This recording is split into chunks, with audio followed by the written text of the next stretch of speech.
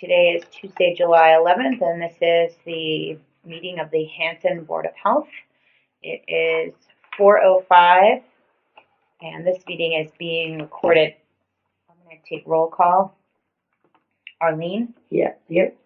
Melissa is here, and Kevin is not here yet, Kevin Perkins, but is said to be arriving shortly. Let's start with, since you and I were actually here last meeting, let's start with approving the meeting minutes from the June 27th meeting. Okay. Did you have a chance to look at those? I did. Okay, I did as well. I will make a motion to approve the June 27th minutes. I will second. All in favor? You? And a yes as well. All right, great. I would like to get to Mr. Mueller and Wind River, but I would like Kevin to be here for that topic. I think that's important. So we'll get to you as soon as he arrives. Understood. Thank you.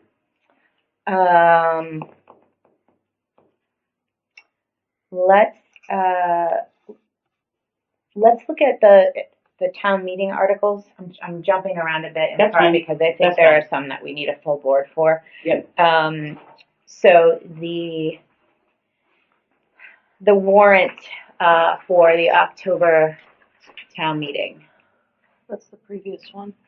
Is opened Tonight, they're opening tonight.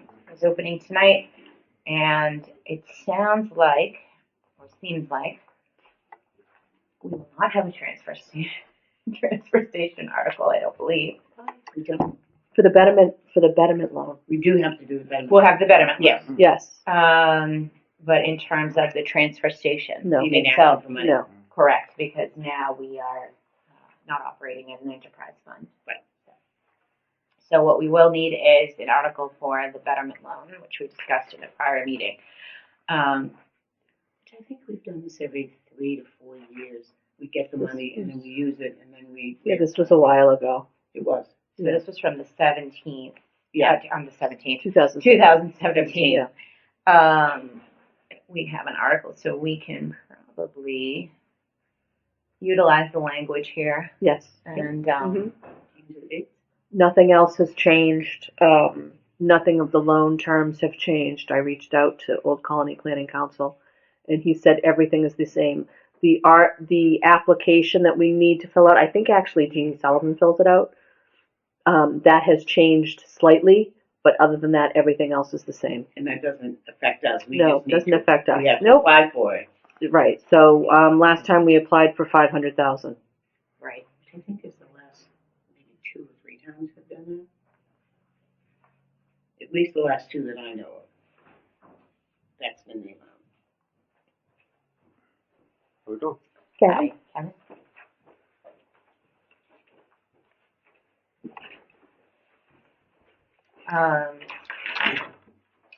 So we're just looking at the town meeting articles. We have to submit an article. The warrant opens tonight. We have to submit an article for the betterment loan topic that we covered a couple meetings ago, and that's just language from 2017 that we can utilize. So, Gil, you are our article generator. It sounds like. Should be the same article, just the price is changing. So. Yeah, that was just the betterment loan that we were talking about Right. before. So, when is the due date, Teresa? Sooner, it's before the next meeting, which is why I wanted on the August 5th. I think It's like it right may there. be August 5th, and our next meeting is August 8th. Okay.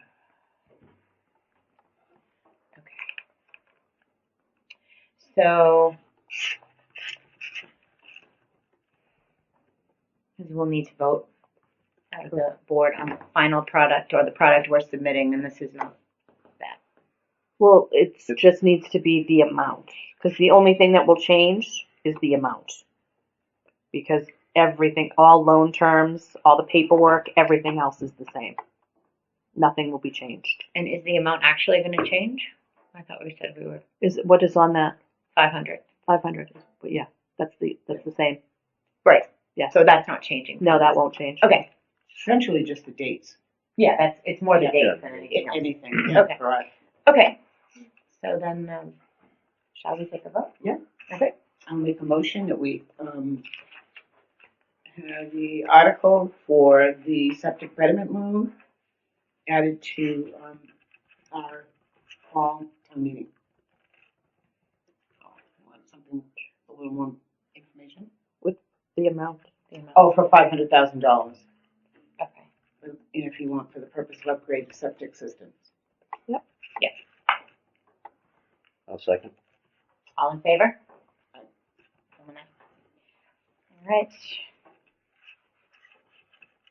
So we have Eric Mueller here from Wind River to talk about an event that occurred. Bill, do you want to give us a I asked summary? Eric to come here because of what took place at a home that was in the process of being sold at 409 Goen Drive. His company was hired to do Title V inspections there, and I think probably the best way to keep this kind of short is have Eric explain what took place with these Title Vs. We have a Title V that is an accessory system that was written as pass, and we've got the main system for the house, which was conditional pass. And once the homeowner decided to hire somebody else other than Wind River, that's when all heck broke loose. So let's have him explain what his company did and how they did it. Would be the best thing. So. Yeah, Wind River Environmental, I'm sure you've seen us, we're all the way down the keyboard. Mhm. We hire inspectors, bring them on board as Title V inspectors, so we have 26 inspectors. We license individuals based on where they're located, so we have 6 in this area that are licensed. One of them being Michael DeCosta Jr. Been with us about 17 years, licensed through the state. Since that time, he's actually been with us, I think, 19 years. Came on as a laborer, got his license. He performed the inspection up at this site, unbeknownst to me until everything was brought to my attention. When he was out, did the inspection, septic tank went into a set of galleys on the upgraded system. Or the Accessory system, we'll call it. Yeah, the additional system that was put in. But the original system, you open the outlet side of the tank, but failed to open the distribution box. We cambered the system, which is, not allowed in Title V unless you get, confirmation from the Board of Health if it's, non-intrusive methods. But he cambered out to the D-box, saw it deteriorated, and called it a conditional pass, which was a no-no. At that point, he recommended a D-box replacement, and I think it was the outlet line as well. Outline. Outlet line on the box. They asked for a quote. We provided a quote. The customer or the homeowner went with another company. They went out. I think it was Outwood here in town. Went out, noticed that the box hadn't been exposed, dug it up, and then found that the system's actually in failure. The outlet lines were all full of sludge. I don't know if you guys dug into the stone or anything like that. Yeah, part of the stone was exposed. The stone was exposed, and I don't know what you found there. I think you found sludge in the stone and everything. Yeah, Okay. So the system was failed. So he didn't do his due diligence when he did the inspection. So I was informed at that point. I think Gil reached out to one of our colleagues at the office, another inspector, that's known in town. And that's when I came up and met with Gil. And he's been reprimanded for it. There's been one issue in the past with him being reported to DEP, but for the most part, I mean, he does 400 inspections a year. This is probably the third time we've had an issue that we've had to go to the Board of Health. Well, I brought it to the Board of Health. This is why I suspended him right away from doing inspections in the town of Hanson.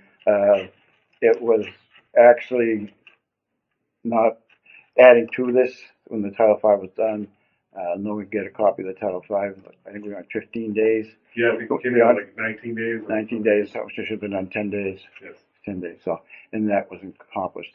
And what had taken place, this got stretched out until the owner could actually get these Title V inspections so that the other company could proceed. And through all this, the things started getting pretty hairy as far as the seller and the real estate agent. The seller was ready to leave. And so we looked this over. The homeowner hired a wood company to take over everything and to look and see what could take place here because passing the papers was in a rush. So we looked in the accessory system. They dug it up. That wasn't dug up. We looked into that system, and that system would suffice as the accessory system. The accessory system, we're calling it that because there was a studio or a side apartment, some addition under the house, that they put this side of the house on this particular system. The main system was totally in failure. And so, of course, the pressure from the homeowner, the real estate agent, and the people that are coming to buy the house, what could they possibly do? So the final outcome of it was, through a few days of looking at things, exposing things, we figured that the accessory system could be used, that people could pass papers. It was a VA loan. The people came up from California. They had been in the hotel for 2 days, waiting for this to take place. So it got turned over to A. Wood, general contract, the whole thing, because things were running scary as far as the sale of the home. And he he hired an engineer and to set up perk tests and all that, because the loan company, whoever controlled the VA loan, was not going to allow the loan to go through. And the people were in a hotel from California. So it got pretty drastic. I think at the 12th hour, the real estate agent called me at the VA company that was controlling the loan. If I sent them an email letter saying that they could live in the house using the accessory system, and the main system, the contractor has been hired, an engineer will be taking place and making sure that it'd be done. And the selling homeowner was agreeable to that, put as much money as possibly needed, because he was chasing us around with a suitcase and because he wanted out of here. And so it was the only way that we could do this to make things right to the people from California, in the hotel, and and everybody be satisfied. 11th hour on a Thursday afternoon, the VA accepted it. Well, the VA, whoever carried along for the VA, accepted our email on what would take place. So, but the end is this guy. He caused a lot of problem here for the homeowner, the people buying the house, which I think it's all squared away now. And so the guy doing the inspection did it totally wrong. He didn't dig anything up. And like I say, I suspended his license in the town of Hanson indefinitely. Talked to Eric. He met me that Friday morning with that, and talked about this, because I take this very serious, because the homeowner, and which I don't want to get in dollars, the selling homeowner spent a lot of money, and basically got it. And the people, like I said, the people coming from California, they're in a hotel, and it just turned to calamity. So this ends up being a long story, but I think we should possibly end it this how you settled everything. The selling. Yeah. The buyers, I think, or the seller. The seller. Yeah. Yeah. So the company reached out. We're trying to get them all reimbursed. The office was taking care of that. Okay. So we reached out. I haven't heard anything since, and that was was it a week ago, Friday? A week ago. Yeah. So I'm just reassuring the fact that suspended the guy's license, and I suspended it, indefinitely, potentially, what comes out of this meeting.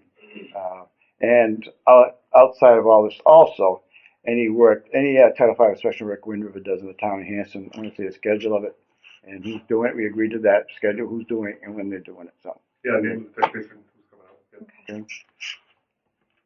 All right. I have a question. Has he done any other inspections this year in Hanson?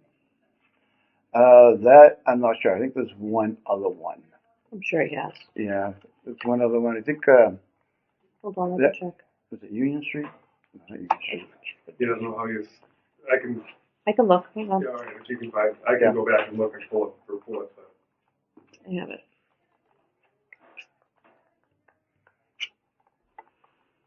Let me see.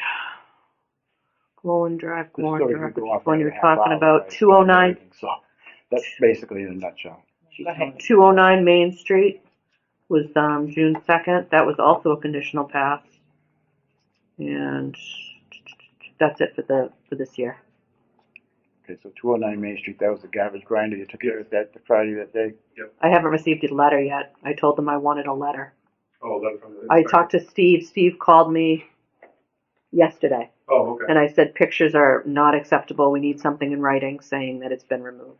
Okay, from the inspector. Mm-hmm. Okay. Okay. So that's basically where we stand. You know, I haven't put a time period on, you know, as far as how long his license is suspended, but, you know, I think we determine at a later date. But, you know, like I said, the schedule of what they're going to be doing in town as far as Title V inspections and who's going to do them, so. That was my question, is there a question for the board? Is there something that is there anything that is gonna be before us in terms of making a decision? That's part of what I'm going to say. Right. How far should I go? I mean, I've gone, you know, use my authority, but now the board can decide beyond that, so. Yeah, I mean, it depends, you know, how the board feels. So you're I at, go ahead. I feel that, you know, I feel a year at least myself, you know, as far as the suspension. But I want to present it before the board because the story is so long and what took place and, you know, what's fair to, you know, I shouldn't say that. I shouldn't say that because I was going to say what's fair to the company, but the company employs this inspector, and there should be, you know, checks and balances on what this inspector's doing. So maybe on Wind River's part, they should have realized that the guy was just cameraing and not digging. So, and that's what he did. So, I mean, have you made adjustments? Yeah, right. Supervisor for the repair crew, they're looking at all the pictures now. Because they take pictures, they're out in the field with a tablet. Mm-hmm. And they got to take 18 pictures of an inspection. They go through the. You providing pictures of inspections you're doing? Yeah, they usually, I was surprised when I looked at the report, you guys didn't contain them. And that kind of was a red flag for me when it didn't have a picture of it. So isn't T-box this exposed. the same one that the different inspector did it initially? No, this is the same one that they did both. This is like I think that was the main street. Okay. So, Yeah, my son was out and he wasn't licensed. Yes. Okay. okay, so. I wasn't sure if that was this one or the other. Okay. Do we have a policy in place about suspensions and revocations? No, not on this thing. I wouldn't think we need one. No, because it's, you know, it's up to, you know, the severity of this. So. Have we I had have this the come up? authority. Have we had a situation like this in the past? No, it's been, no, not really, so. It was one about 18 years ago. Was it? I think Yeah. before you guys. Yeah, that was before me. Okay. You know, I was here then. You were on the board. Yeah, there was one. It should be to protect the homeowner. Yeah. Yeah, Right. Not to No, protect. absolutely. Right. I agree completely. That's the main. So I guess, Gil, what is your question to the board or recommendation I want to proceed with the suspension for at least a year. for a year? Okay. I don't know of any way of having him go out and doing inspections that we can't be assured that he's doing them correctly unless he's accompanied by somebody else that's overseeing it. And which is not fair to the homeowners if we know this guy has a problem. Are you continuing him with with inspections? Yeah, he's one of our, he does it all over the state. But he won't be obviously working in Hanson. So, And you said he's 19 years and one other. Yeah, he's been with the company, I think it's 19 years. He's been an inspector for 17. He started off as a laborer. The technology's advanced. I see a lot of guys now that not figuring everything out like they should. They're running the camera out, which is, it's great to get a snapshot, but you're not actually getting a real feel for what's going on with the field. Can I ask what the remediation was? From the company standpoint, how did you all address this Yeah, so I issue? got with the repair crew. I set up that moving forward on any Hanson Title V inspection, they gotta be notified, give them a window, and then the name of the inspector that's gonna be out there, and then the 15-day turn in the report's gonna be filed. So, With Mr. DeCosta specifically related to this issue? yeah, well, I wanted to make sure everything in Hanson follows by the book. But because of the situation that happened with Mr. Costa, moving forward, all the photos were reviewed by the supervisor to make sure that everything was exposed at the time of inspection. Okay. It's hard for me to think about permanent, Right. in part because I do think people make mistakes and whatnot. I agree that our obligations to the homeowner. I guess I'm thinking a substantial suspension. well, the homeowner, like he said, I mean, the homeowner was, well, with us as far as the Board of Health, Teresa and myself, the homeowner was very good. He wasn't too good to Wind River and everybody else he called it because these people, so this is what makes, I don't want to make the story long, these people were in dire straits. to move into this house. They all they have is a camping trailer, came in from California, with a chance that they're gonna lose this house, the VA's gonna suspend the loan, so. We saved it, left house. Thoughts, Kim? Yeah, I just want to make sure I understand this right. So, how old was that system, roughly? I mean, there's no as-built, it was old, right? Yeah, I believe there was a number, I think 31, 32 years Yeah, old. something Is like it that. a stone and pipe system, or is it? Yeah, Yeah, Orangeburg, I believe. so it's, yeah. I mean, it's got Orangeburg pipe, Yeah. 1,000-gallon tank. With I mean, square openings. I mean, come on, you know? I got my first license in 95 when it started, I know. Yeah, I mean, and he's not even going to dig up the D box. He's just going to send a camera in there, maybe. Right. You know, I mean, What is it? I get it. People make mistakes and stuff, but that's, that's pretty sloppy. Yeah. That's Well, what I and- remember was and- lazy. And what it is it's, I don't know if it was a situation where the seller maybe knew him or something like that, but I mean, So he's not from the area, he lives north Grafton, I think. I mean, to just go, so if it was just a cold call for you guys to go do a Title V inspection and that's how someone's doing an inspection, I mean, I have a concern with that it's really, that's bad for the person buying the property. Right, You know, I agree. and I hate to see someone buy a property and then drive by a week later and they're digging the yard up. Yeah. You know? So, I mean, it's one thing if it was a legitimate cracked D box, not level, something like that, but I mean, the field's saturated, it's underwater, and the guy just Right. pencil whipped it. You Actually, know? it wasn't water, it was sludge. Yeah. It was like, Sludge, yeah. it was bad. I mean, I'm sure the whole system's got roots growing in it and everything, and Right. So may I say, the only reason that we found out about it is because the homeowner called our office because the repair bill for what the company was, they did the Title V, they needed a D box, they needed risers, they needed this, they needed that. The cost was, that they gave the homeowner thought was rather high. And he called the office to find out what the situation was. And I said, well, how many people did you call? Did you get other quotes? Did you do this? Did you do that? Mm-hmm. Had he not called to find out, who else he could call? Is that cost in line? If he had just paid it, we wouldn't know anything about this. If he had just gone along and paid them what they were asking for the repair work, we wouldn't even know about it. And the people that bought the house from California would have bought a house with what they thought was a passing system that was failed. That's not good. But they would have taken out a repair, but that's, I mean, this was just a bad situation. Mm-hmm. Just So- a bad situation. Well, so if I could Yeah, please. just, so another question I had, so what is the second system on the property? Is another tank, another field or something that? They put an addition on the Yeah. septic system, couldn't be plumbed to it. I don't know what the room is. I think it was a studio with a Studio, little some kind of bathroom. studio, So they put a tank with, I think it's 2 galleys or 3 galleys. yeah, 3 galleys. But I think they were empty. So the whole house is tied into that, or someone tied it in now? No, No, just a section of the house is tied into it. Just So a studio. we allowed, studio, yeah. so these people that are living in the house now, they find past people that are living Yeah. in the house now, they're able to use that half bath that's in the studio. Okay. And if need be, the 1,000-gallon tank, he made it a tight tank. So, He did? yeah, just capped off the end. The one in the front? Yeah. The one that's failed? Yeah, the one on the Sunside. So that's capped off, so if need be, can be used as a tight tank. If they want to use it, he'll pump it. He's willing to pump it when they need it. So. Okay. So He hasn't looked at it yet. no, engineer's got to go. It's pre-1995, so Okay. engineer, perk test, and everything. So.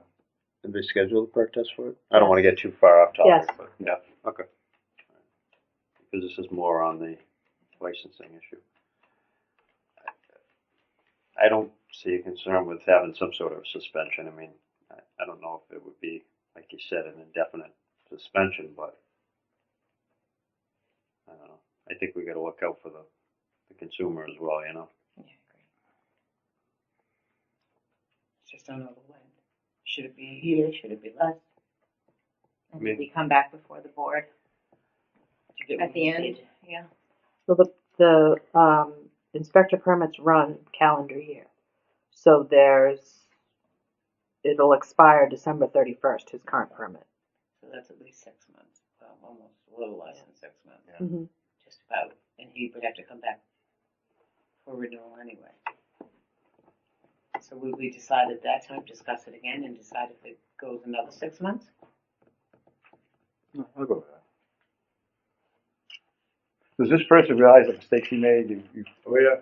We're recommending for it. I'm sure if they've been doing it that long, they know the mistakes they made. Oh, yeah. You know, so. And I'm sure you talked to everybody about Right. not ever doing that. Right after I met with Gil. It reflects on your company. It does. Yep. I was thrilled. So we should, Yeah, review it and then the end of the calendar year. Before the board. Yep. Yeah. do you want a motion on that or just? Yes. Yeah, okay.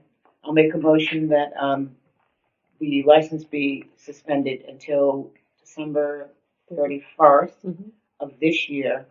And then at some time in December, he come back before the board to discuss, a reinstatement or further suspension. Do you want the inspector to come or do you want Eric to come before the board?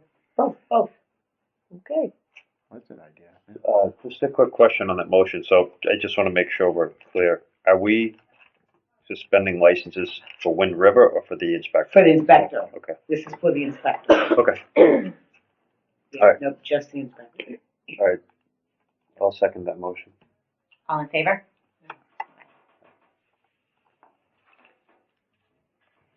So next year, if he wants to come back in town, or if we let him come back in town, do you want me to set up for a meeting with the board with both of us? You should probably come in December to discuss it. Okay. Either way, both of you come in They December. usually, I don't do the permitting anymore. I just- No, yeah. Is it January or when they get ready to? I usually send them out in like October so that everybody has plenty of time to do it, but it expires December 31st. Okay, so set up an appointment He for can come in Yeah. November. he can come in December. You guys don't put your schedule out for the year yet, right? No, not yet. No, we're not at December yet. So you're saying beginning of December to have them in our December meeting? Yes. Okay. Yeah. Okay. So fall off the end of November when your meeting is in December. Yes, that'd be great. Yep, and then get on the agenda. Mm-hmm. Eric, thank you so much. Thank you. Appreciate it. Appreciate it. Take care now. Yep, take care. All right, Chris. Chris is here from the Hanson Transfer Station to talk about a few items that he and I were talking about earlier in the week or later last week, and thought it would be good to go back on what we had talked about in a prior meeting, having him come in periodically to get up to speed and share with us what's going on up there, particularly in light of a couple of things, the conversation about part-time slash per diem person, the two new containers that we used our DP funds to purchase, and then there was a question you had about closing during lunch on the weekend. Yes, and the swap shop. And Top Shop updates, yes. So, which one do you want to start with? I'm open to go anywhere and just let it go. Start with the swap shop. Sure. The swap shop has been in operation since what, January? Yeah, January. Yeah. 7 months. It waxes and wanes in popularity. I think people come in, a lot of people come in, they check periodically to see if there's new stuff. We tried opening the door and leaving it as an open door. People were putting in a lot of stuff that shouldn't have been in there, pesticides, rocking chairs, used motor oil. Yeah, the usual, they put it everywhere. You have to walk past the motor oil thing to get there. I've been witness to it. There's been some things left that, So we've gone back and locked the door for now. What I wanted to suggest to the board is we get, I have a lock actually we can use. It's one of those, basically, it locks from one side, there's no, with a key, and then there's no unlock on the other side, so every time the door closes, it locks. And then just have people like a rest stop bathroom, get the key, like attach it to something that says transfer station. That way people can go over, they don't need us to go over there to just see us before they unload anything. That way we can see what they're putting in there, and then we don't have to worry about them locking the door after they leave. It'll just lock they exit. Sure. And if they leave the key in there, we can always just go get it out. What if they take the key with them? We have, You make it big enough so they can't put yeah, it. well, they take the key with them. I mean, we'll Not obviously Yeah, intentionally, but we'll know. You'll need a Okay. Put it on a But, nice I mean, long. we'll have copies. Yeah, In yeah. case someone takes it. Arlene had mentioned, she wanted to spray paint the shelves, and clean them. The shelves. Sandpaper Yeah. and, yeah, They're pretty rusty and dusty. yeah, they are. I mean, there's stuff that I pulled out of the metal container and reused. They need a little update. So Sure. that's gonna be done.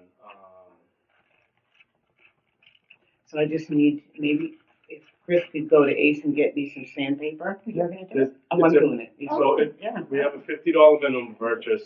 Yeah. And we have an account at Ace Hardware, but I don't know if there's anything. Can we get it order- Why is cheaper there or a whatever. $50 minimum purchase? Maximum, I think. Maximum. Oh, maximum, I was gonna Sorry. say, I'm like, wait, I because you heard guys have max. purchased things for $3, wait. Yeah, no, yeah, just, the board didn't want any. Yeah, if any you, large purchases. If you get me a list, I'm sure I could probably get it cheaper. Okay, Yeah, just have, do you wanna give her the list? I'll give her the list, yeah. Yeah. Alright. Okay. Then you had asked about using the second container near the dog pound, possibly for overflow now. Like I was thinking maybe like larger items we could put in there then. Mhm. I moved the lawnmower out of there. So it's ready to go. But I just have some light bulbs and I have the extra, compost bins stored in there right now, because it was just a big pallet of them. So one of the things we had talked about was when we bought the containers was would one of them be an opportunity or an option for the swap shop? I don't know. I think like maybe like large like bicycles and like garden tools and stuff like large things that aren't obviously gonna go over there. I mean, it's not lit. That area is lit. That's a good. right. But that area is also, the building that it's in right now, it definitely has mold. Yeah, yeah, it's. I mean, we could probably get an air, like put it. And the thing is, are we gonna keep it open in the winter? We did last year. Mm-hmm. I We opened it in the winter. I put a little one of those little radiator heaters. Those, you know, oil filled Deloney. Yeah, the other option was that I had when I went up there. That container that's right next to the building is the door was open and it was bright in there. I mean, you So you could see. Yeah. more or less see what you were doing in there. But I mean, I was just thinking it's an opportunity to leave the door open and let people kind of come and go. It's more visible than the room. Right, then the room. Than the room. And so would it generate more traffic? It also prevents you from having to continuously be interrupted for the key. And you'll have a sort of vision on it all day long. Again, I'm throwing out ideas, and I was under the impression that we were considering one of those containers for the swap shop. I'm not sold one way or another. So that's what, they were purchased because we needed, extra containers and they're dual door front and back, so we can position them anywhere. I mean, that was the whole intent of buying. We can use them for whatever we want. And, in the swap shop when I first started, that's the reason we're getting to other things. I mean, they're so universal. And they're one container. A lot of transfer stations are getting them. So, and that we had to spend some money for it, which is a good purchase. Right. No, and I'm not disputing that. It's about how do we want to utilize them. Yeah. So you wanna try it? I'm gonna get the shelves painted first. Cause they're a mess. People would go in and not really wanna take anything off the shelf, cause they're so rusty. And they look so bad, so. I'll get there Saturday mornings painting. You have to buy paint. Don't you paint up there? I know. No, I want Rust-Oleum. I want the Rust-Oleum spray.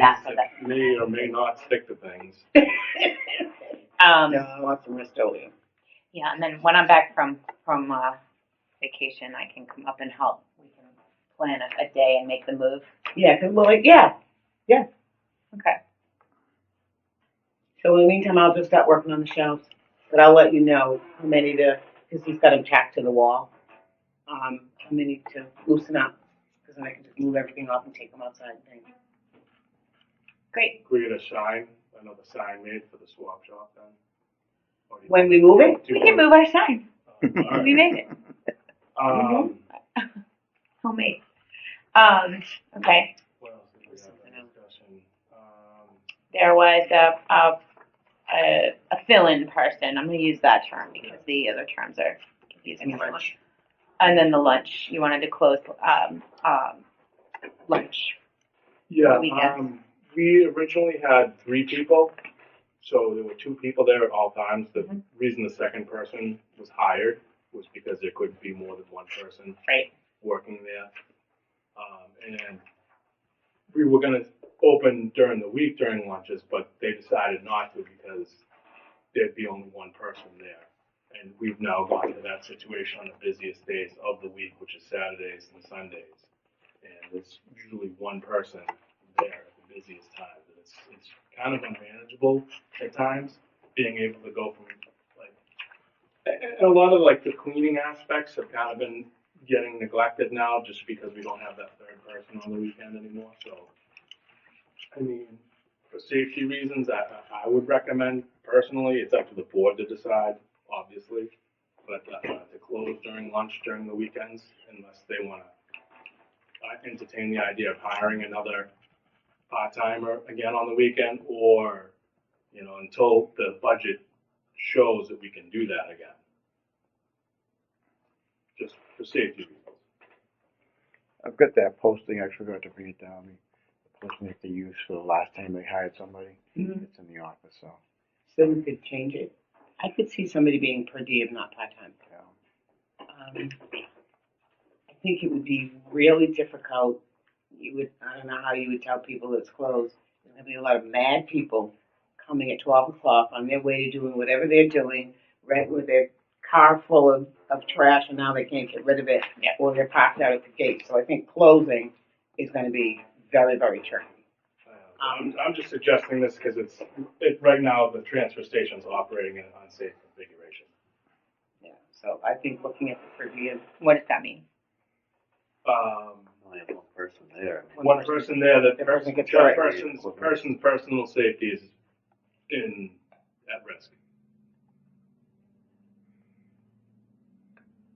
So you have staggered lunches, I'm assuming? One Yeah, guy goes and one during guy the week, stays. that's how, yeah, but we did stagger because there were 3 people, so there was always 2 people there Right. I see. during the weekend. Yep. And now that person is retired. Yep. And the board doesn't have the budget to hire another part-time person at this time.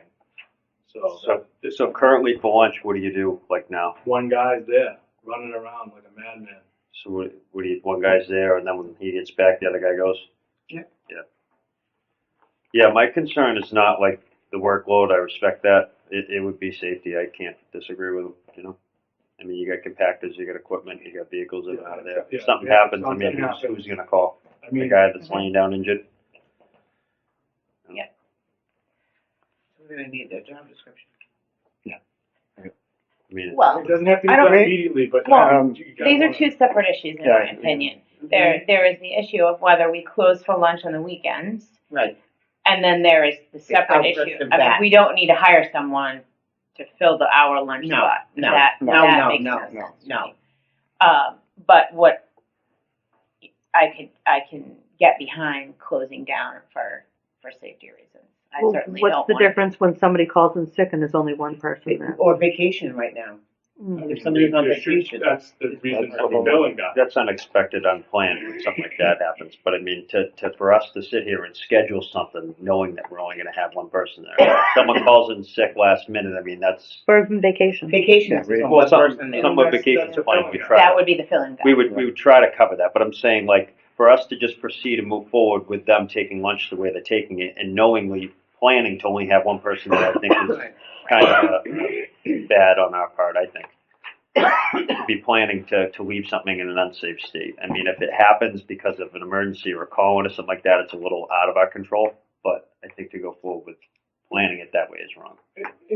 I'd just like to interject a little quick on that. Mhm. During the lunch on Saturday, most people think the place is closed.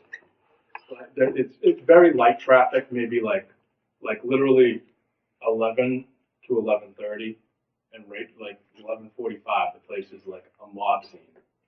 So what me and Johnny tried to do is we used to go from 11 to 12, 12 to 1, and 1 to 2. Those were the lunches when there were 3.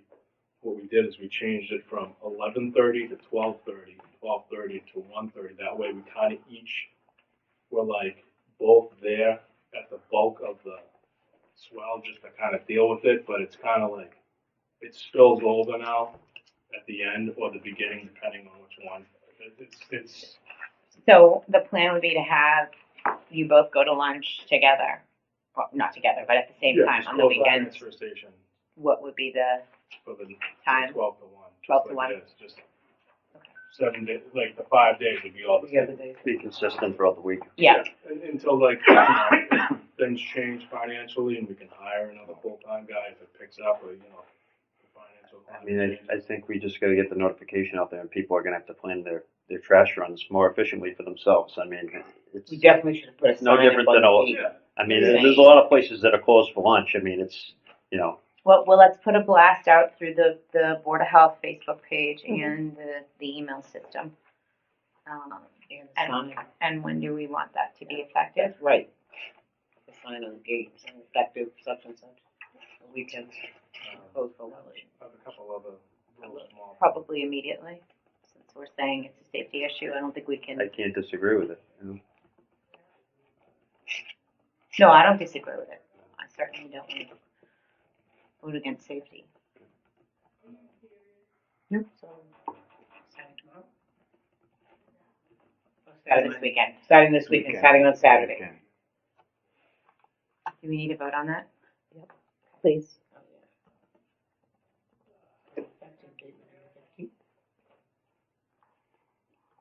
Yeah, so I'll make a motion effective immediately. 15th is before, because they're not gonna be open Wednesday, Thursday, and Friday's not an issue. So Saturday and the weekend is a. Yeah, I'll make a motion effective immediately, transfer station to be closed for lunch break for 1 hour from 12 to 1 for all, I can put a for sign all on the business gate, days. New hours, 12 to 1 weekend. Just so people pull up, they'll just be like, oh, not like closed for the day, it's just closed for an hour. Mhm. One other thing I Wait, wanted to talk hold about. on. Hold on, 'cause we're in the middle of, motion. I'll second that. All in favor? Over by the recycling area from plowing and winter storms, dirt has degraded around the pad. You know, right where the metal container is? And Are you then, talking cardboard recycling? yeah. Okay. Because you said Why? recycling, I'm like lane 1, lane 2, lane 3. Oh, yeah, yeah.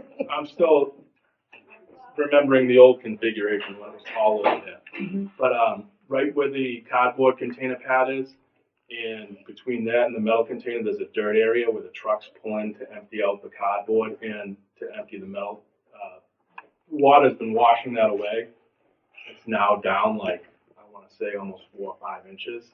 And it's collecting water. I was wondering if like someone could have the highway department get the load or get like a scoop of sand from the sand pit and just put it there and backplate it and level it just for maintenance purposes. I'll call Jameson tomorrow, maybe get some grindings. We're doing a lot Yeah, of 'cause I mean, grinding. we're closed the next 2 days. So, yeah, Great. I'll give him a call tomorrow. And the part-time person, Well, that, the person that we have is kind of retired. That money's in the budget anyhow. I know. And so we got, you know, I mean, there's money for this. Right, that the issue was you were gonna get us a job description. Right. I've got I know the actual description. I've got the posting that they used the last time when they hired somebody. It goes back in 2000. So it's Is on it my available desk. now? It's at my desk. Why don't you go? We were talking to you today. I got my Okay. Quick question, while he's grabbing that. I was able to contact the battery company and have a battery removal. They were supposed to send a check to the town hall. I don't know if you guys have received that yet. No. Be from Interstate Battery. No. All right, I told them that you send it to 542 Liberty? 542 Liberty, attention. Yeah. No, I haven't received anything. Who's tried it? Trident is the company that does the household hazardous waste. Okay. I should know that. We paid them. All Other transfer station items. I'm just trying to think. If there's anything else? Should we move the three things you said when you came in at lunch? Swap shop? And then the part-time, fill-in person. Oh, we wanted to talk about maximizing the halls and minimizing costs. Oh, yes. Should we wait for Gil to come back for that? Well, we can start that now. We can start that now. Yes. So one of the things that had come up was that we were sending out containers that were partially full or partially empty. One of the problems I'm having with Harvey now, it's not, this is a continuation from ABC. They're coming and taking the wrong boxes still. And also, like, he's changing, like, I speak to a guy named Brad, that's my contact. Right. So, like, I'll get, like, conflicting, like, oh, I need 48 hours notice. And then I'll be like, yeah, and then I'll give him something for the weekend to pick up, and then he'd be like, can I get this all tomorrow? In 24 hours, and I'm like, which is it? When maybe you were anticipating more going into it. Like, yeah, and then, like, I'll, like, schedule things ahead now, and I told Ronnie, like, we try to send them out, like, when the machine stops filling. Mm-hmm. That's what I want to do, but, like, the problem we run into is we go into the weekend with the machine about to fill up, but it's not ready to go. But then we get a big rush, unexpected, and the machine's full, and then we're scrambling to try to what to do. I don't want to be full. I don't want to be in a situation where I'm full, and I don't want to be in a situation where I have to send the box out light. So I think we should brainstorm an idea of what is a reasonable time to call these things in. Like, I was doing it over 1,000 psi. Sorry, keep interrupting, but I was doing it over 1,000 psi on the gauges, but now a lot of the gauges aren't working. I've kind of placed a call in, and I don't think they have anyone right now for maintenance because the last couple times things broke, they were sending a wire. So I think we need to have a meeting, Gil, where you and Chris talk with Jerry and Brad and address this. If I'm thinking about this from the business perspective, they don't care about taking half filled container. It's more money for them. It's our responsibility to make sure that we are sending the correct containers out. And so I think this needs to be sort of escalated to the point of, we know this is happening, and let's sit down and come up with a plan for how this is going to work, including the mixed messages from Brad about 48 hours, 24 hours. So how many gauges on, excuse me? Bill, hold on 1 second. The gauges, making sure that they work properly, or there's a way for them to determine when they're full or when they're near the full. Right. That's what was my Which means question. real important. How many gauges aren't working now? 2 of them are incorrectly measuring. The cardboard one, the needle has somehow gone on the other side of the pin and can't go up anymore. And the other one is on number 3, which is stuck. It starts at 700 all the time. Okay. And then I don't know if it's right or. So that has to be our first order of business, is getting the equipment working properly so that we know what's in it. And yes, it might be some cost, but I would rather focus on no cost. Yeah. Okay, so they're responsible for that. Okay, so then. Maybe send a couple emails about this. Do you have it right? Yeah. What do you guys want to do that? Yeah, I'll do that. Maybe you can get, what'd you say, Brad? Get his email address or something and. I've been trying to work this out with Brad. I'm like, listen, I don't want to go over your head. I don't want to cause problems over there. You've been keeping us going here, but I mean, I got to have some level of consistency so I know what I can do going forward. Because I can't be like 1 week expecting, oh, you're going to pick this up in 24 hours, and then I call you on a Friday, hey, can I get this on Saturday? And I'm like, no, I can't get it till Tuesday. Yeah, I mean, I think probably if you just sent an email to Brad and then maybe CC'd his boss on it, just so they're aware of it, but not necessarily going over his head. I think you might get a good reaction out of that from him. You know, typically I think that would get a good reaction. You know, just regarding the, you know, being consistent with the pickups and then. How we wanted to do it, you know, just to kind of straighten this. Yeah, I mean, I agree with Melissa. I mean, I want to see these things going out full. I don't want to be wasting money that we're already on a tight budget as it is. You know, if we're throwing money away by sending out. And if fixing the equipment is their responsibility, I mean, let's get them on it. I mean, we're fulfilling our part of the deal by paying the bill. So, you know, I think just send an email to him and CC whoever his supervisor is. Who's gonna send out the email? I think either Chris or Gil. I mean, if he's gonna talk to him first. I can send the email. Well, but I'll reach out to the guy who's in charge of the repair is Brian. Yep. And I have his contact info. I'll reach him, and if I get nowhere within a week, I'll forward it to Gil to escalate it. Yeah, I mean, how many points of contact do you have? Do you have a separate point of contact for maintenance as opposed to pickups? Pickup, yeah. I mean, I would just, to avoid confusion, I'd put them both on the same email. Just tell them what the issues are. And just tell them we need more consistency with pickups when you're scheduling them. Because if you're trying to give him 48 hours notice and then he's coming that day and picking it up, that doesn't help you because he's picking it up too early. Where you're anticipating on, okay, 48 hours from now. And I mean, are the pads and stuff numbered so you can tell them, hey, pick up the dumpster on pad 1, pad 2? So what I've been doing is now the actual compactor boxes that receive the either recycling or trash right. are numbered separately. Yep. Than what so I include the compactor that it's attached to. Yep. The material that's in it, and the box number that's to be removed off of it. And those signs are pretty legible. They can see and pick them up. It's not an issue. Since Harvey took over, the Harvey boxes, which are brown, do not have actual numbers. They're not numbered. But all the ABC boxes have numbers on them, which I include in all the texts. Could I make a suggestion that we CC Jerry? He's our salesperson. He was the one who worked very closely. His name is Jerry Dugan. He worked very closely. Yeah, I'm familiar with him. Like when I ordered the light bulb, that's who I speak to. Yeah, he was very responsive. He worked with us on getting our contract renewed. So he should just know that this has been brought before us and that summarize what we discussed here tonight. So I'll let Jerry, Brad, and put them all in the same email and just one message to all of them, and then one person. If it's not one person that can help you out, I'm sure the other can, and they'll work it out. Gil with that email. Great. I can send it to anyone else. I have everybody's email except yours. That'll circulate it. Yeah. I can just send it to Teresa. I can print it and give it to you or whatever. All right. Okay. That's it. I have nothing else. Everything else is going smooth up there. Good. Traffic is consistent. Great. Well, thank you for everything you do up there.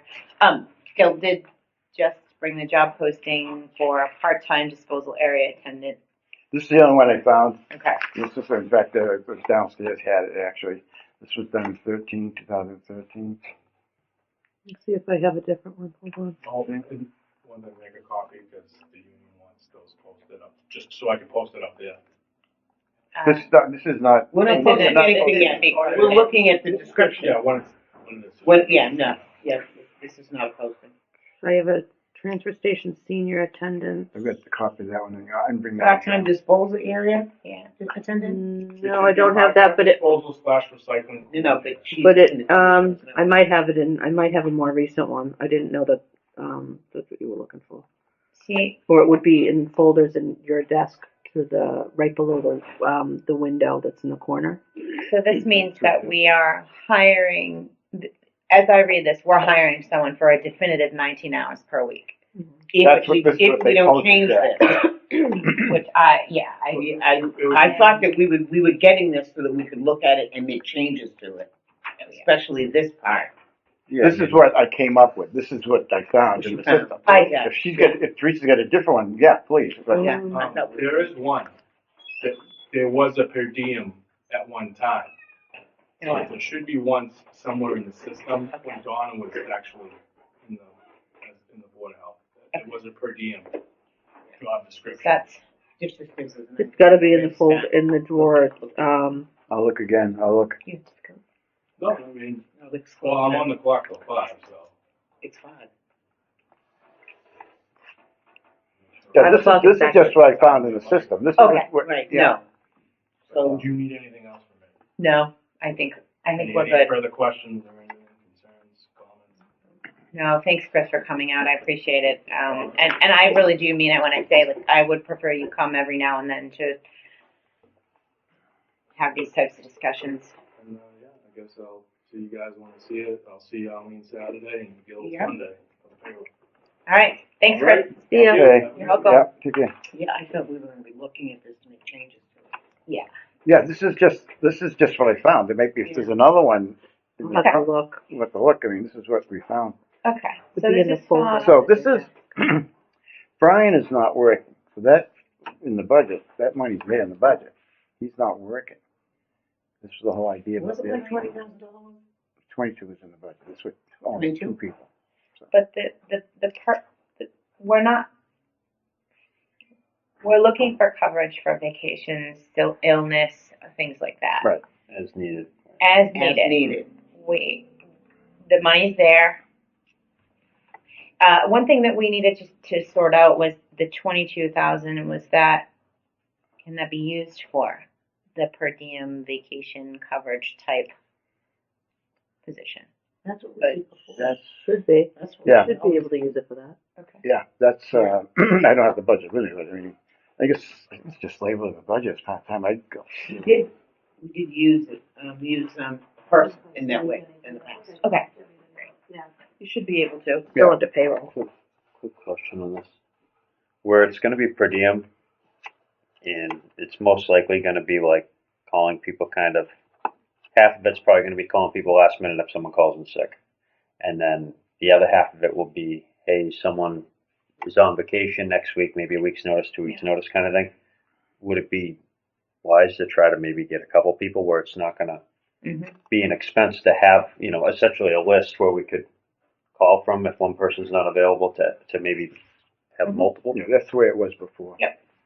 And we would just train everyone. we'd have to train everyone with it. Yeah. Because John did it for a long time. He did the weekends. He did Saturday and Sunday Yeah. for years. Yeah, Friday, Saturday, Sunday. He did Friday, Saturday, Sunday until a position became available. This is basic, this person is basically vacation coverage. Okay. If people sick, and, we've had, we got kind of short-handed a few weeks ago, a month or so ago, and, Can we focus on what this needs to say, though? Because yeah, this I wanna is make this sure is new to everybody. we're offering new. Let's Yeah. move forward in wrapping this up towards posting.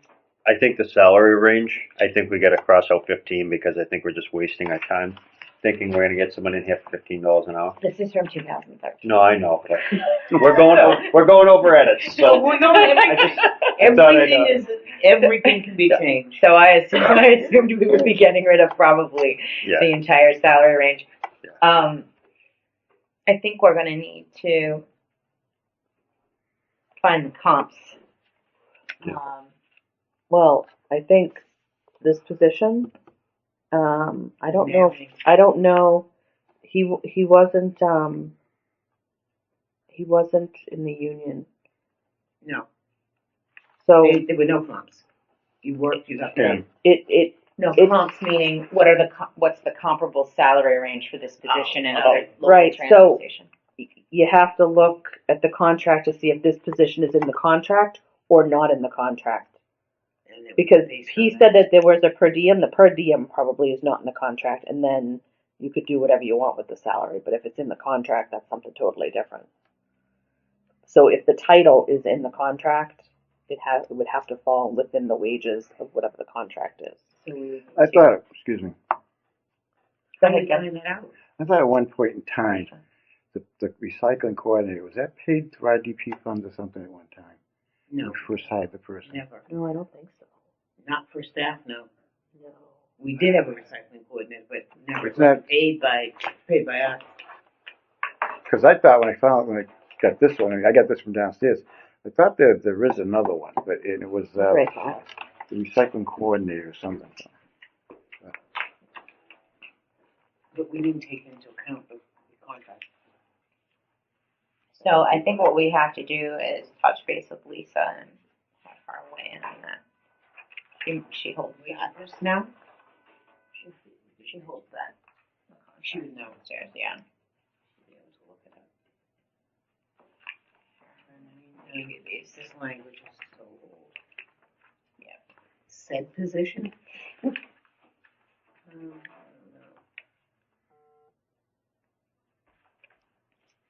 We don't even have a recycling coordinator anymore.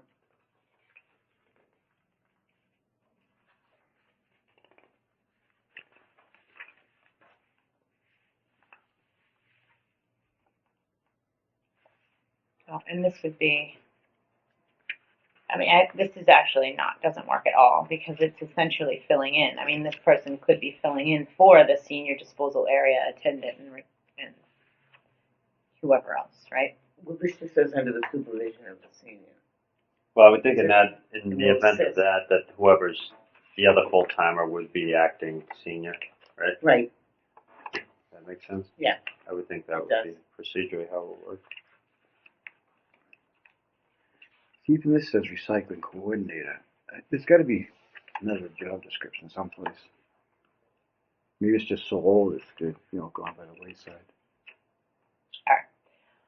So my suggestion is this. Gil, I think that you need to work with Lisa and, have Chris weigh in on the job description and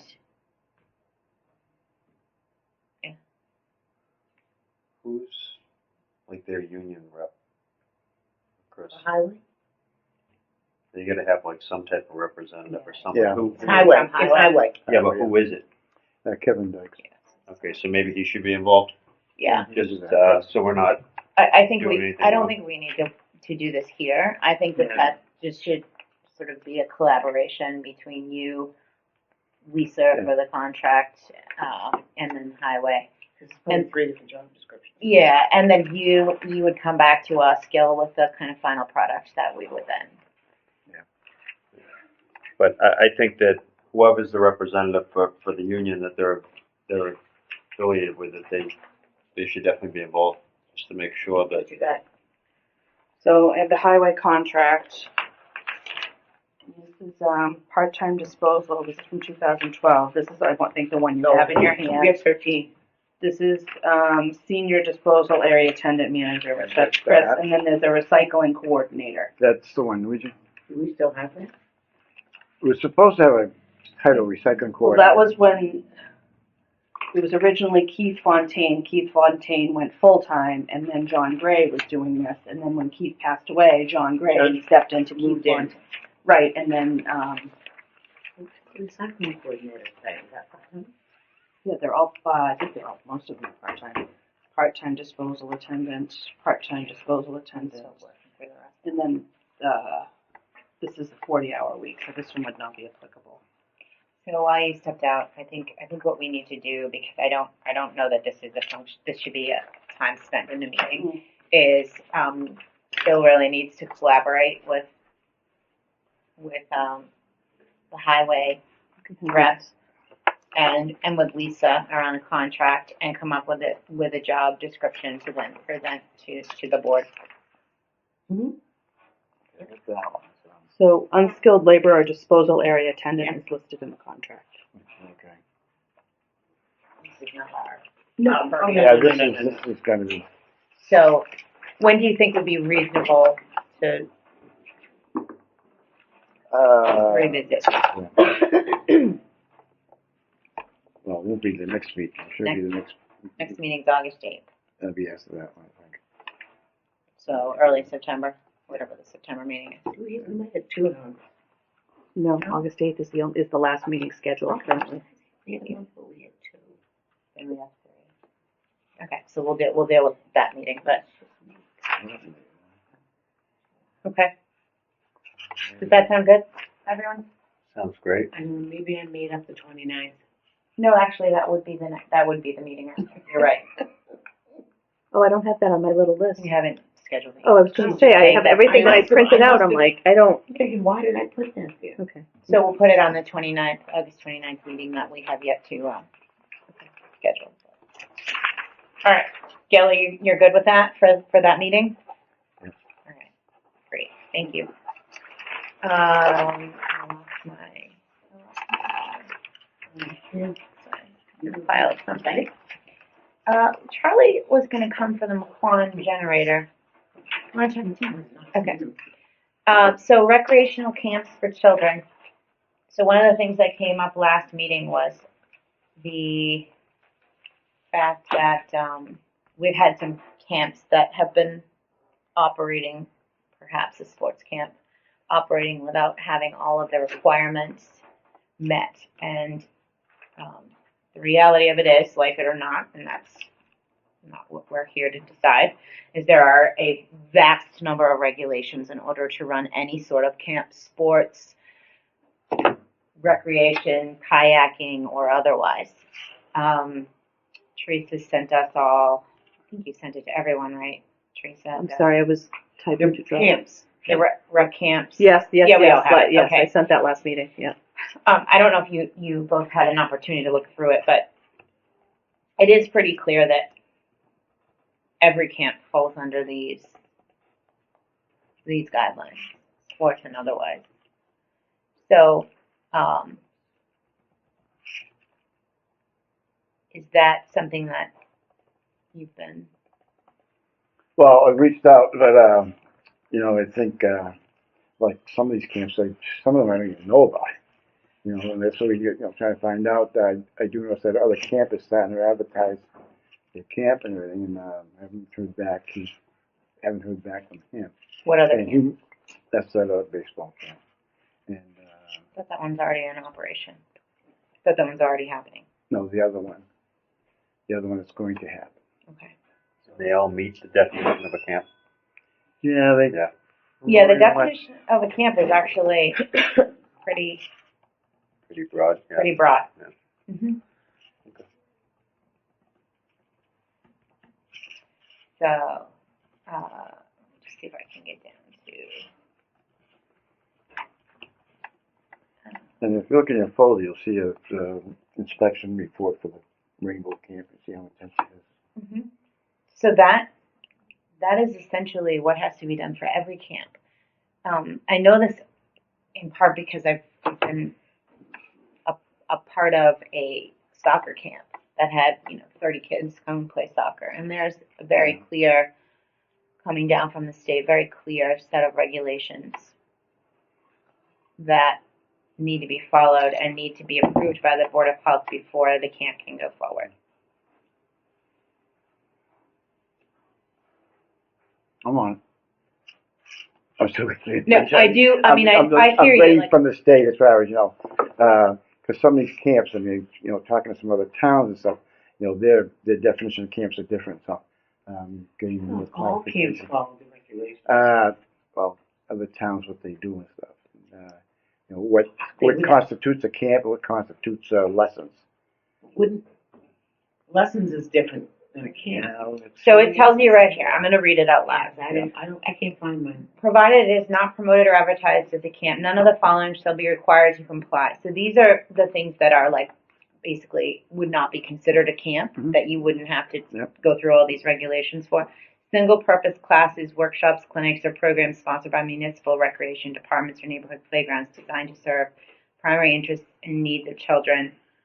I don't know why it comes out this way, but as well as offering limited recreation opportunities for a residential neighborhood located on municipal or non-municipal property, whether registration is required or participation is in a drop-in basis, a program operated solely on a drop-in basis, a classroom-based instructional program provided no specialized high-risk activities are conducted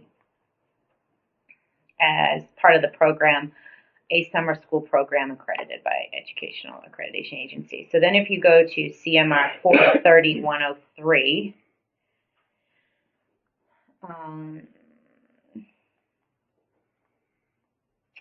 which, let's see, each recreation camp for children which conducts specialized high-risk activities either on or off-site, including but not limited to horseback riding, hiking, scuba diving, rock climbing, firearms archery, challenge courses, climbing,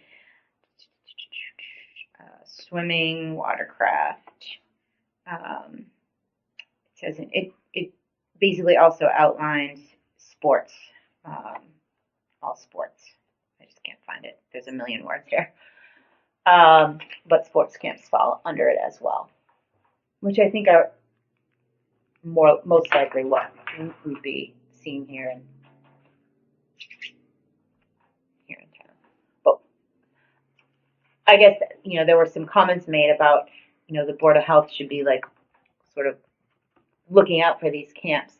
I don't know that that's something that we're doing, but if we are aware of camps or the like that are happening, we do have an obligation to make sure that they are. Yeah, that one particular camp was in town 21 years. I never went to like a couple of weeks ago to that meeting. I didn't realize that camp. From a liability perspective, Yeah, it's I mean, huge. But I think there should be, well, I got a different opinion as far as, how those are handled.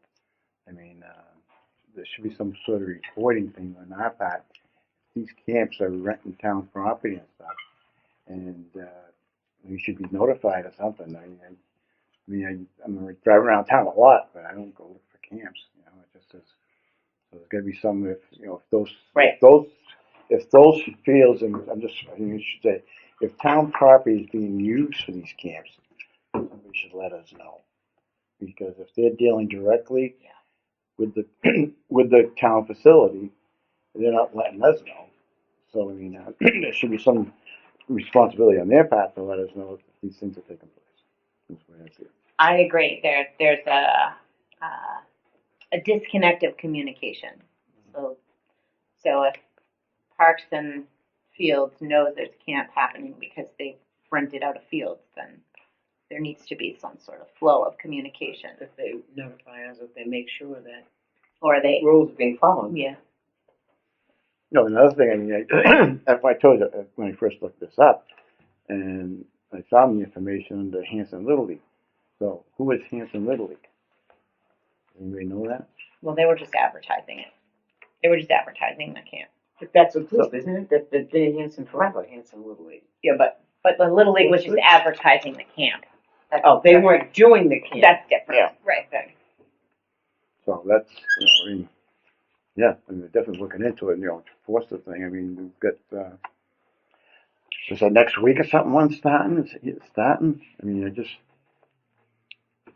So very similar to what Teresa does with Camp Kiwani for catering. We really should have a format that we provide to people who are running a camp that says this is what you need to do and have turned in well in advance of your engagement.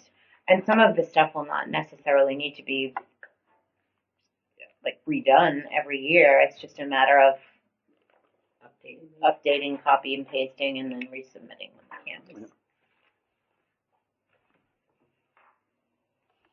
Any other thoughts on that? And I don't know if in the past they didn't realize they needed to do this, but now we need to track them down and tell them that they need to do this.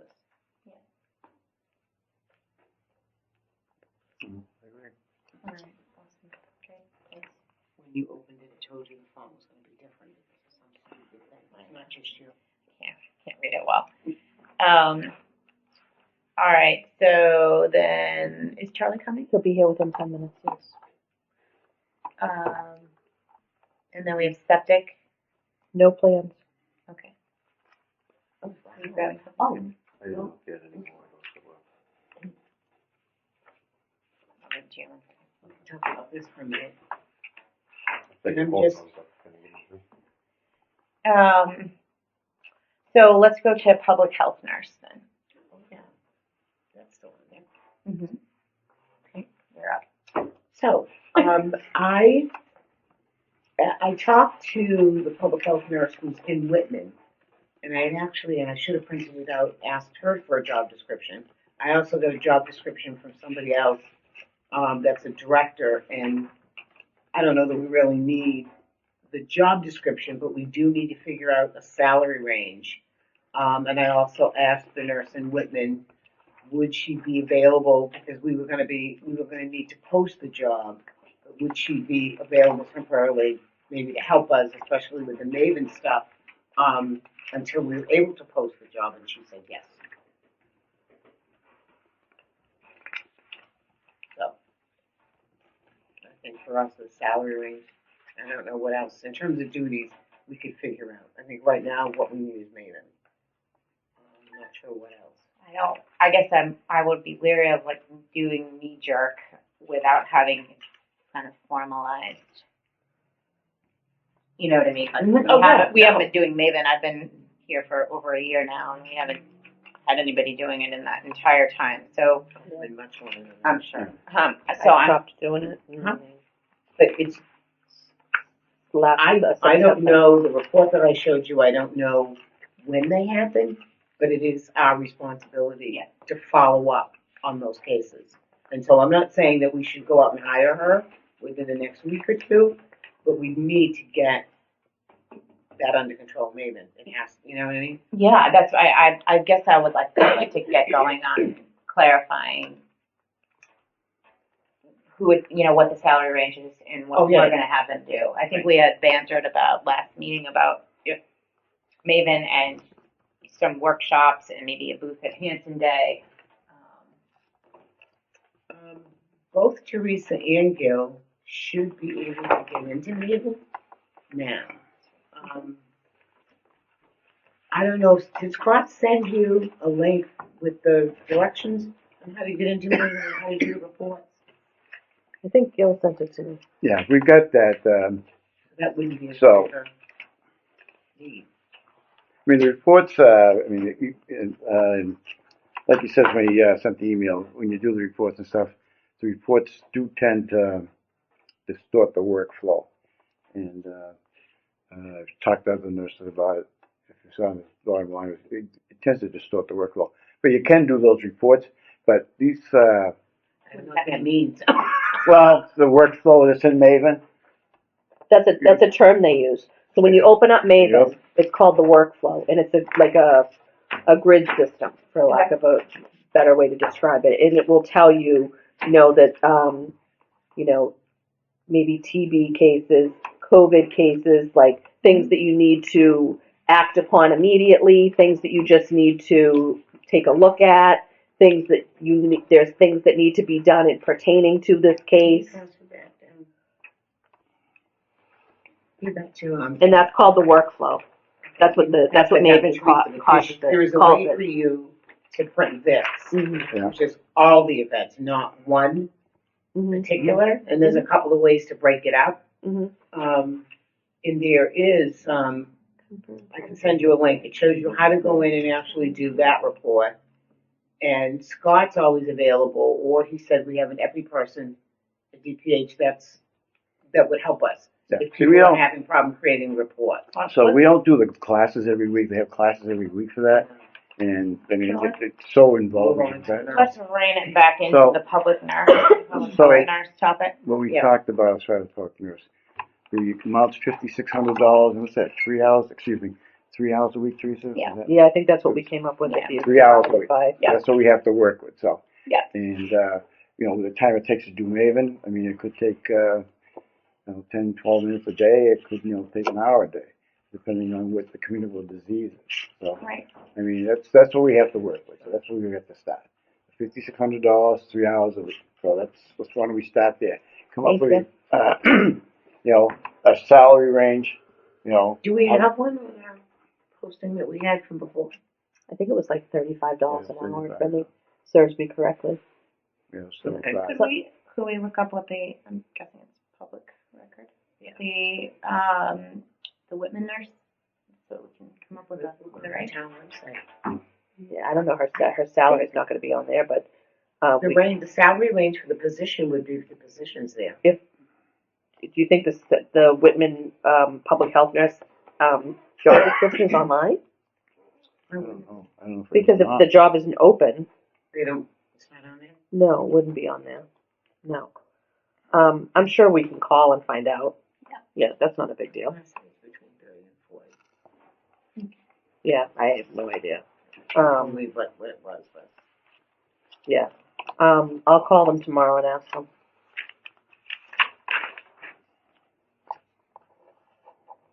And then, I guess, to get moving on that, I mean, the job description, we have the job description. Right. We can't cut anything out of that. The No, job description is the job description, and then I Right. think it's a matter of clarifying how we as a board want to focus the 3 hours a week of public health nursing. And it may not be 3 hours a week. Maybe 1 week it's just a report, and then maybe 1 week it's following up.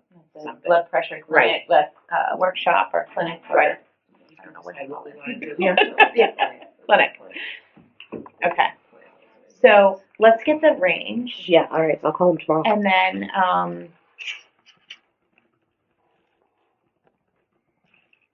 we can. When do we want to get the posting up by? Like September? Or as soon as possible? Before flu season. That's a good I idea. see a very, very extensive flu season, they're saying, so.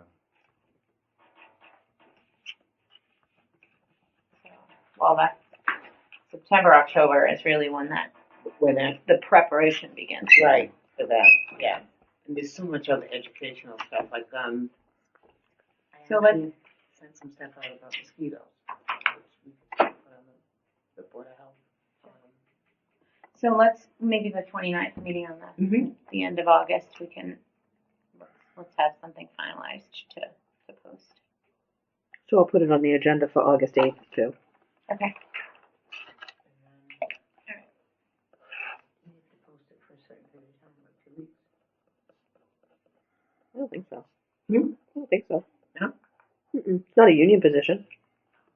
I don't think that that's the case. No. Okay. Do we post that through Lisa? Yes. Okay. All right. So now we're going to move on to the McQuon generator, and Charlie Baker is here to give us the information that he has. Generator is yours if you guys choose to take it. If not, it's going up to bid for the auction, which we'll be posting, I think it's by the end of the week. We have for a take, which now goes to you because police has one, fire has one, highway has one, water. So, transfer station, if you guys want it, it'll work. It only has 300 hours on it. It's an old machine. I can run one machine at a time, run your house, and thought it'd be a good idea for you guys to do it. Costs money, but the machine's there. So what is it? Do we have an idea of what it would cost to move it, hook it up? Not completely. Basically, you need to transfer a switch, a pad, and probably have it converted over to propane because right now it's natural gas Good idea what We that don't costs. have to go. And labor. and labor. New England generator. Did give me a bid. I can find it. There was a while ago, but I can find that. I think we had in the past, we had gotten a bid. I don't remember what we did. Do you know how big the For some generator is? people What moving size? us and setting it up, though. Well, I'm thinking it ran just the cafeteria for food. So basically the big freezer, the fridge, the whole kitchen, basically I think it ran. I mean, it's not enormous. I mean, Kilowatt rating though, you don't know what size it is? I think I it's don't know. 55.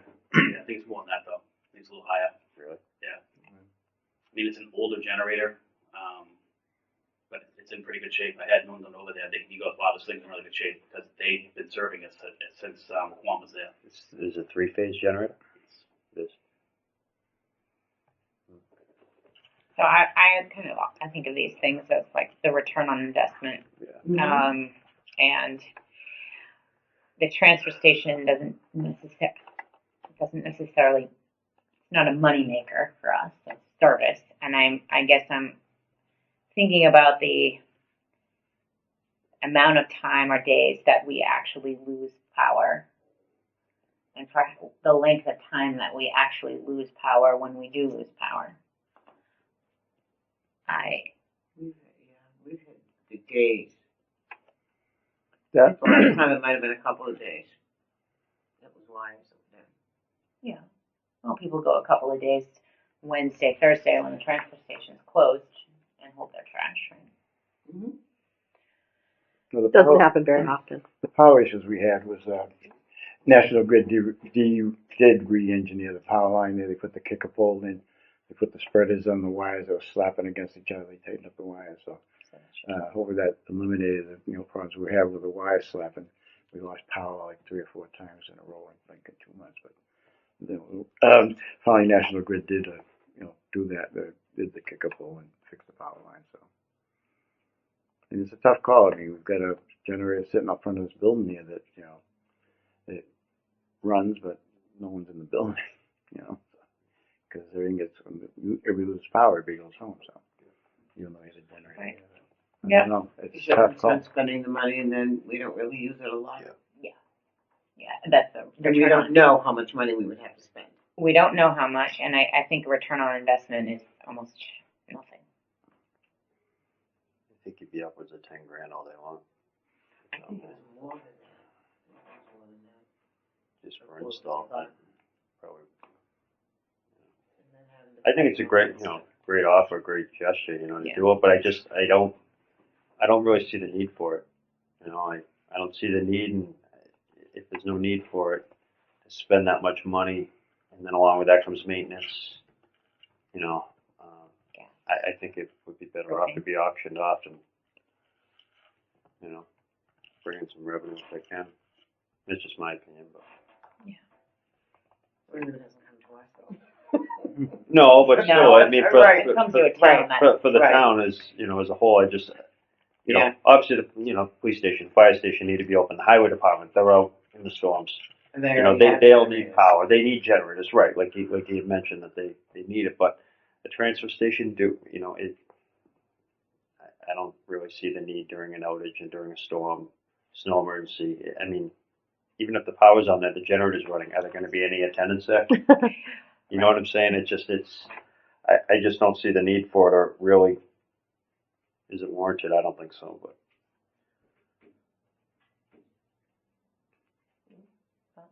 No, we don't have the money to spend. We don't. So, even if it was $5. Yeah, I would rather. If I we would take rather it, bring can- the money and back. If we take it, can we auction it off? I don't. Can the Board of Health take Board of it? Health is having a Take it sale. at an auction? One generator. Yeah. Slightly used. Could it? So how much do you think it might be worth? I mean, if With it's the a auctions 3-phase going, generator, guys, it's. up and down right now. The auctions are all over the place. Yeah. Like he says last week, he sold desk a couple watts a week, and then he sold a range of the commercial range for like less than $50. What? Because nobody wanted it. It's all. He says it's fluctuating so much. It's either being sold here or being Yeah. shipped. Can't put a number on it. Timing too. Someone's looking for it, they're gonna pay for it. Right. Yeah. Right. Yeah. Especially when they have only 300 hours on it. Like what? That's Yeah. nothing. Is it as big as the ones that are out here? Smaller sizes. It's not as technical as that one. Okay. This is Because it's basically older. it's old school. Simple? It's switch. It's simple, easy. That's it. It's going to be hours. So is that I your mean, final? I think it's a great gesture. I just, if Absolutely. we would actually use it, I'd say I think it's a great idea. But I'll find that proposal and just shoot it to Melissa. You That'd guys be can see it, whatever. I'll find it in a few minutes, but it's just not coming up right now. But he did give me a proposal to move it and everything else and set it up. yeah, move it, The only thing wire it. that's expensive is the Yes. switches right now. Yes, but the transfer switches, yeah. I mean, There is one there. three-phase transfer switch, I'm sure is expensive, but. Yep. These are like it's in our cards. Or in our pocketbook. No. Charlie, thank you so much. No problem.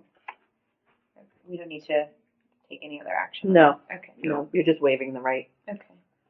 Perfect. Thanks, Charlie, thank Baker. you so much. Have fun. Yeah, thank you. Appreciate it. What's the next? Thank you, Charlie Baker. You're welcome.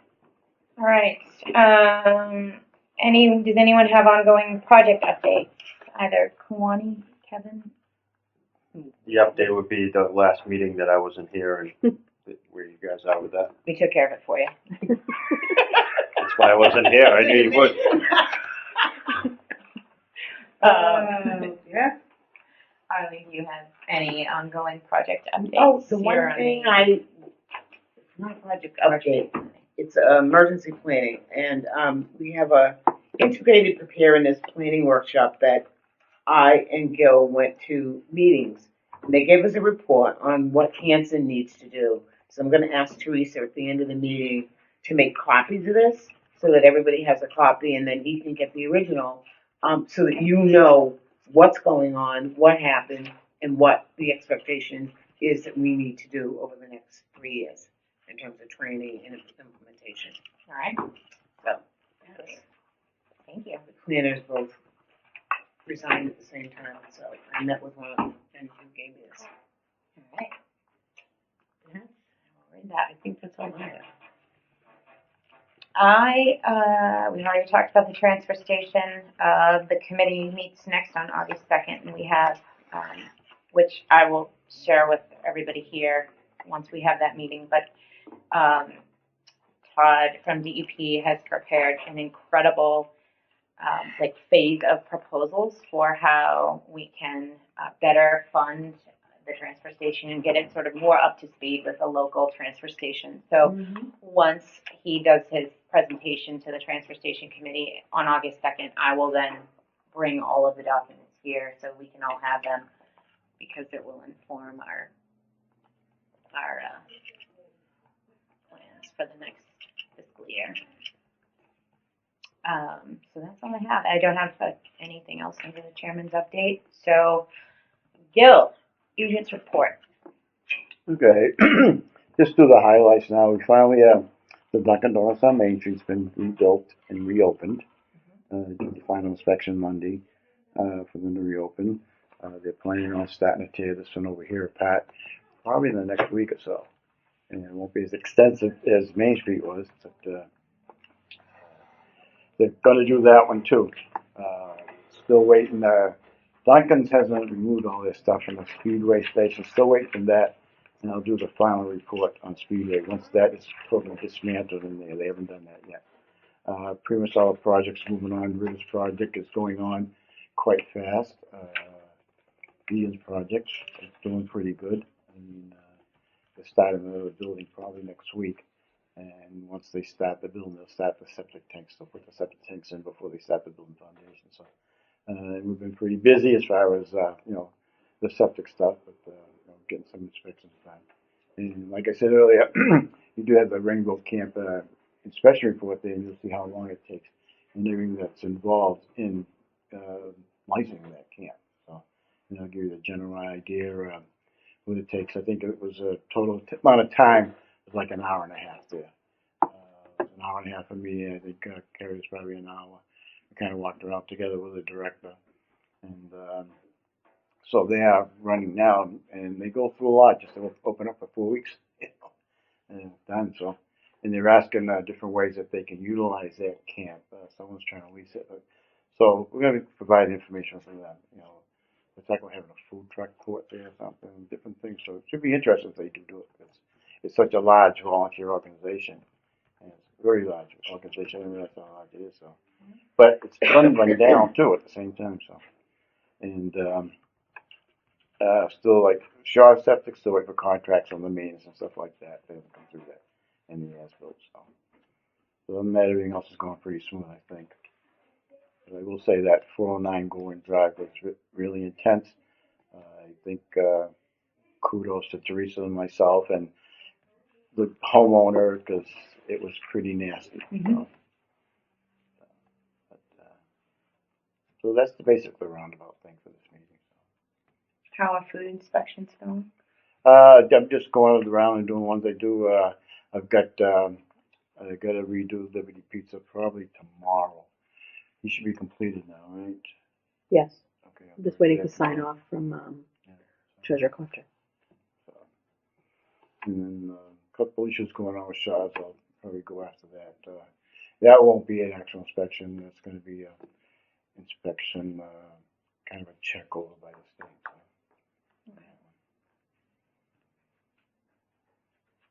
So. No, I just, on the report, there were just a couple things I couldn't read words. I figured out one thing I figured out, I think, is walkthrough. On Monday, you put, I don't know, Stringer Lane final, I think that's WT's walkthrough. Nah, WT's water test. Oh, what? See, I wouldn't have known Yeah, what that was. I know. I don't think I'm getting, Yeah. is it It's- housing it's- inspection? Is it a No, walkthrough? it's, I didn't know what that it was was. a pretty hectic week last week. So. And then on 21 Live Oak Way final, I couldn't read what that word said. Final It's like inspection. Watson.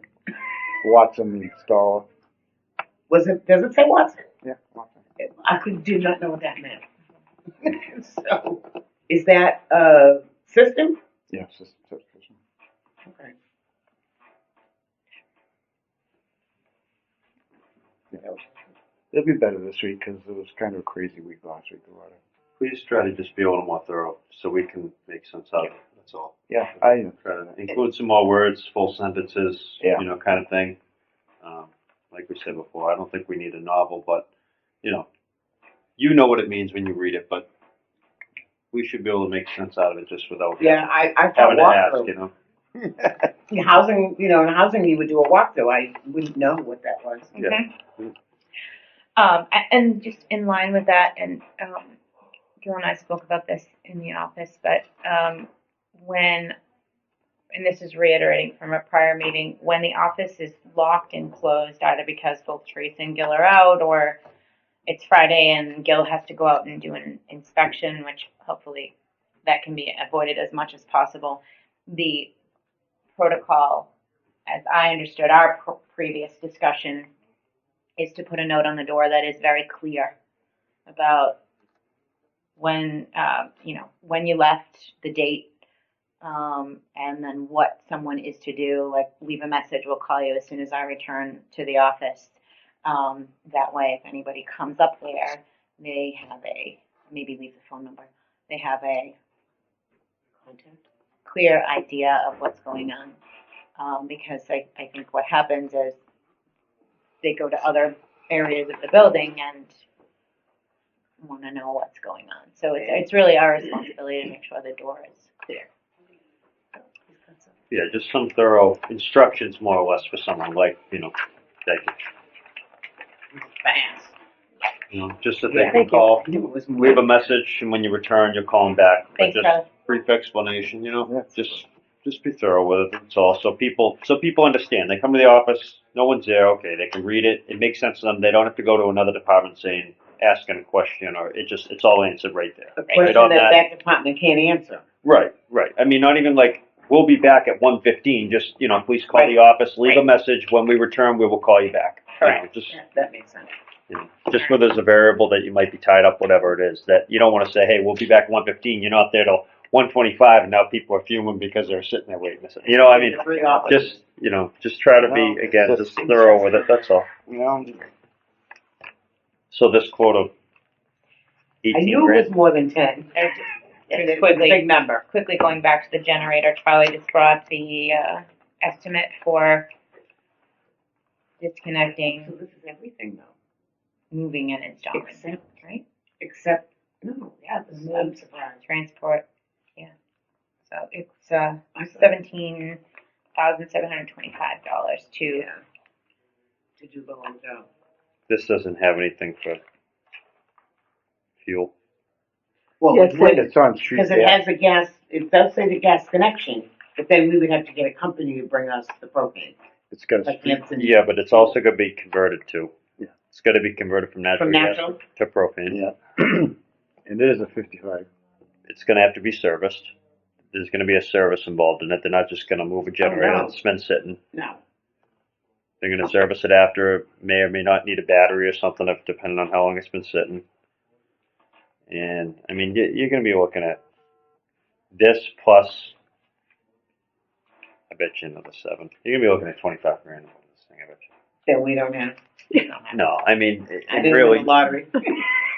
and really, like I said, I feel like this thing, even if we did this, it's going to be up there running, and there's going to be nobody home. Right. Because it's going to be a snowstorm or something. The whole town doesn't have power. highway needs it, they need to maintain their equipment, they need to have everything up and running, police, fire, they all need it. I don't think we need it. Plus it's like 30 years old. And even if we had an attendant there, right, and it was a snowstorm, or directly following a snowstorm, we have an attendant there, we have no power in town, we have the generator running. Are people gonna be lining up to do that, or they got? It's not just snowstorms. When it rains, wires would get wet and we'd be shut. Right, but that was an issue that was resolved, that was a separate issue, Right, that's not right. an issue with a storm, an emergency, and power outage, that's something that should have been addressed, and it's finally now addressed. Well, actually, but either way, I people mean, that's a still line utility up. issue that You needed ask to be me, they addressed. still line up, yeah. Because when it floods down the street, we lose power there too. But no, this is too expensive. We can't afford that. I think in Regardless general, of the circumstances, yeah. I think in general, when we lose power, absent some major emergency, They can still accept stuff, they just can't compact it when it gets to a certain point. So there have been times when they didn't have power up there, where they stayed open, and they accepted trash and recycling until it got to the point where you can't put anything more in there, and we can't compress it. And I think that day, like 2 or 3 hours later, they got power back and they used it, so they didn't even close down. I think in general, we're like 1 to 3 days at the most without power. And then the other thing, that I always think about is nobody's really generating a lot of trash if there's no power in town, because if no one's cooking, you're probably going out to eat and The only place is, who's generating Pizza, trash. Mike's Pizza. They have their own generator. So I'm good with it, I think it was a nice gesture for them to offer it to us, it's great. We can't afford it. I don't think it's necessary, that's all. all right. Let's just touch base on meetings.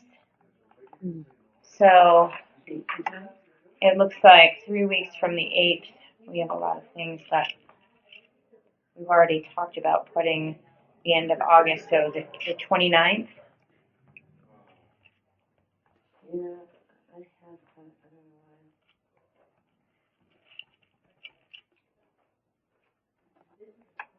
You reckon?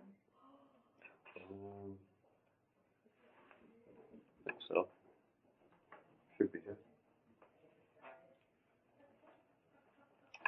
All right. Do you wanna go into September or? Well, that next week, I think, is that Labor Day weekend? Mhm. Following week? Yes. No, meaning, do we want to September schedule? 4th is, Yeah, so the week after the Oh, yeah. 29th, yeah. The third week would be what, the 19th? yes. Would be the 19th of September. Correct. And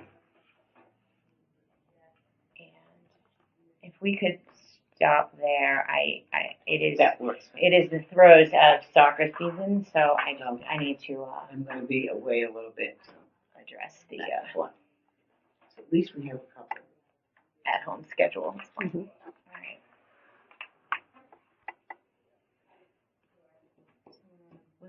Meeting at a time's fine with me. Yeah. You want to make a motion? Make a motion that we adjourn? Second? All in favor?